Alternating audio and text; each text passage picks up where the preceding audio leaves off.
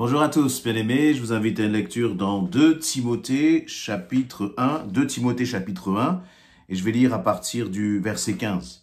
Il nous est dit, tu sais, donc c'est Paul qui écrit donc à Timothée, il lui dit, tu sais que tous ceux qui sont en Asie m'ont abandonné, entre autres Phygèle et Hermogène. Que le Seigneur répande sa miséricorde sur la maison d'Onésiphore, car il m'a souvent consolé et n'a pas eu honte de mes chaînes. Au contraire, lorsqu'il est venu à Rome, il m'a cherché avec beaucoup d'empressement et il m'a trouvé. Que le Seigneur lui donne d'obtenir miséricorde auprès du Seigneur en ce jour-là. Tu sais mieux que personne combien de services il m'a rendu à Éphèse. Chapitre 2, verset 1. Toi donc, mon enfant, fortifie-toi dans la grâce qui est en Jésus-Christ. Et ce que tu as entendu de moi en présence de beaucoup de témoins, confie-le à des hommes forts qui soient capables de l'enseigner aussi à d'autres. On pourrait lire aussi quelques autres versets, par exemple dans le chapitre 1, si je remonte à partir du verset, par exemple, 6, chapitre 1, verset 6, « C'est pourquoi je t'exhorte à ranimer le don de Dieu que tu as reçu par l'imposition de mes mains, car ce n'est pas un esprit de timidité que Dieu nous a donné, mais un esprit de force, d'amour et de sagesse.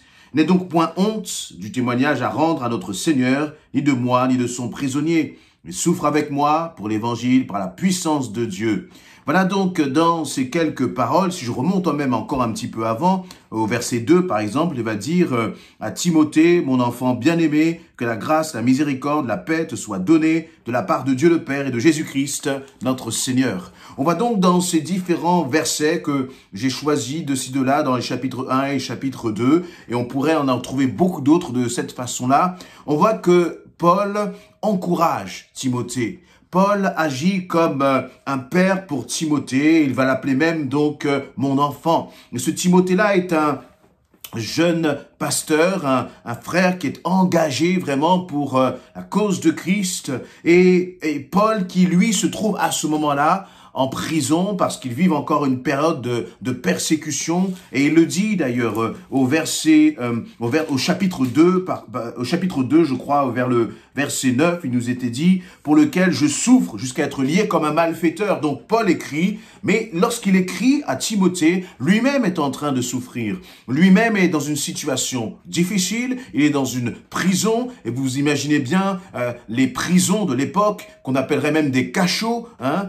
Donc c'est pas il n'y a pas de confort, il y a vraiment une vie qui est difficile, qui est compliquée, de souffrance, et Paul prend le temps d'écrire à Timothée. Et que va-t-il écrire à Timothée? Il va écrire d'abord à Timothée avec amour. Il va écrire à Timothée avec bienveillance, avec compassion. Il va écrire à Timothée non pas pour se plaindre de sa propre situation, mais pour encourager Timothée. À tel point aussi que il va dire, eh bien, tu sais, verset 15 que j'ai lu tout à l'heure, tu sais que ceux qui sont en Asie m'ont abandonné.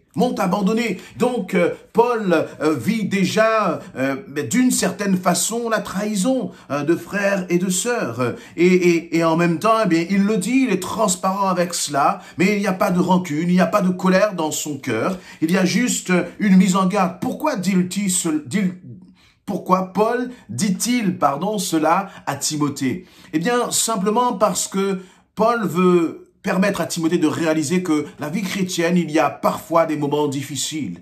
Il y a parfois des trahisons, des abandons de frères ou de sœurs, et cela peut arriver. Et donc, Paul partage cela à Timothée, non pas pour que les frères et sœurs qui ont abandonné soient jugés, mais pour que Timothée lui-même soit préparé. Et je crois que nous aussi, en tant qu'enfants de Dieu, nous devons nous préparer à cela. Parfois dans notre vie chrétienne, parfois dans l'Église, il y a des moments, des périodes dans la vie de l'Église qui vont être difficiles. Mais pour autant, il faut rester attaché au Seigneur. Pour autant, il faut rester attaché à l'Église. Et qu'est-ce qu'il me fait dire cela? Eh bien, c'est intéressant parce que dans ce verset 15, Paul dit, tu sais que tous ceux qui sont en Asie m'ont abandonné, entre autres, donc, Phygèle et Hermogène. Il va même citer le nom des personnes qui l'ont abandonné. Il est dans la transparence, il est dans la vérité. Et puis, juste après, verset 16, que le Seigneur répande sa miséricorde sur la maison d'Onésiphore, car il m'a souvent consolé et n'a pas eu honte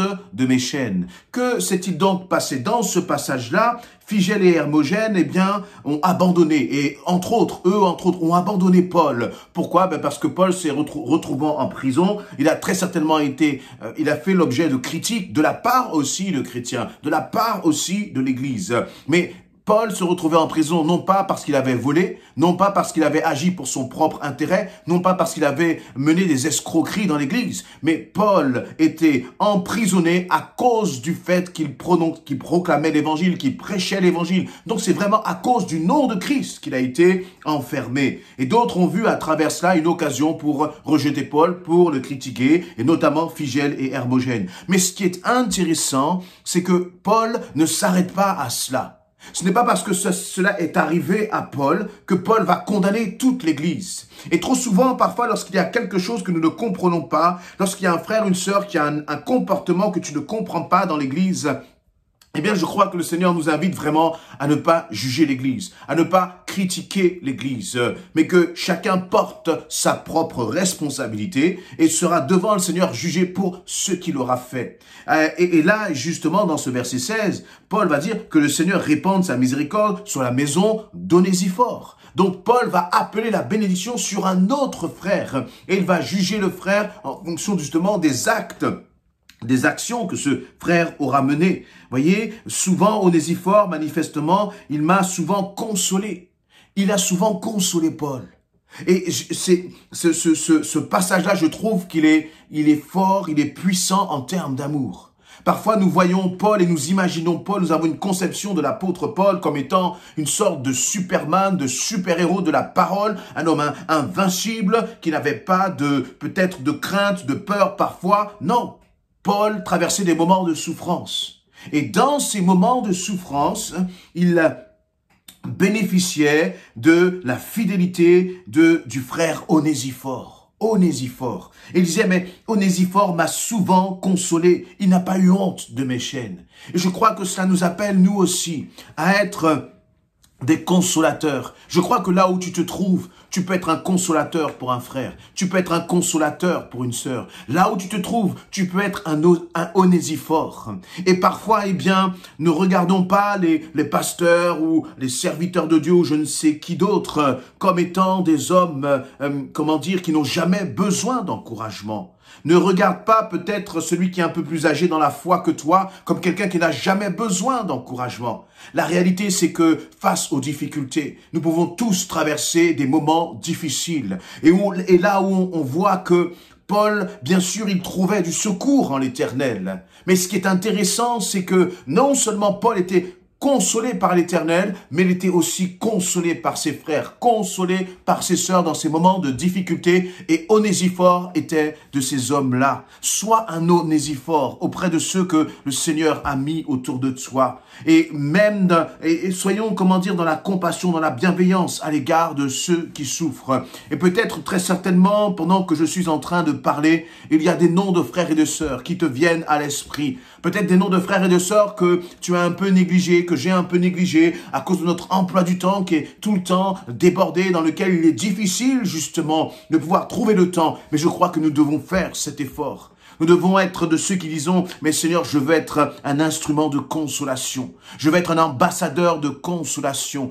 Quoi qu'il se passe, quoi qu'il arrive, Éternel, mon Dieu, je veux encore, Seigneur éternel, ne pas rejeter l'Église, ne pas critiquer l'Église, mais voir ce qui est bon et voir ce qui n'est pas bon, comme le faisait l'apôtre Paul. Paul n'avait pas une vue idéalisée de l'Église. Ce n'était pas un idéaliste, mais il était plutôt dans la vérité, dans la réalité. Il parle de Phygèle et d'Hermogène comme étant de ceux qui l'ont abandonné, mais il parle d'Onésiphore comme étant celui qui a été une source de consolation. Il va même dire donc au verset 17, au contraire, lorsqu'il est venu à Rome, il m'a cherché avec beaucoup d'empressement et il m'a trouvé. Que le Seigneur lui donne d'obtenir miséricorde auprès du Seigneur en ce jour-là. Tu sais mieux que personne combien de services il m'a rendu à Éphèse. Et donc, Paul est en train de dire, mais voici Onésiphore, je veux bénir Onésiphore, je veux bénir parce qu'il était un encouragement. Voyez, et ce n'était pas, l'amour d'Onésiphore était un amour qui était concret. Ce n'était pas seulement